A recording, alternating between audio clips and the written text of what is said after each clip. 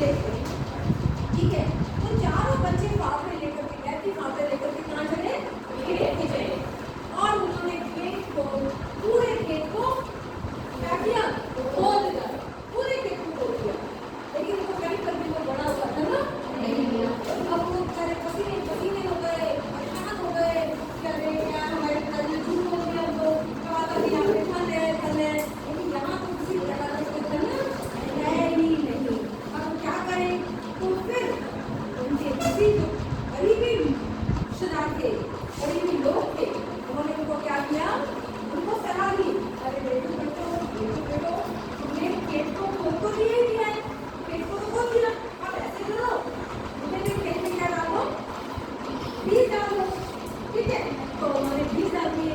अब बीज डालो, बारिश आ गई और उनको थोड़ा सा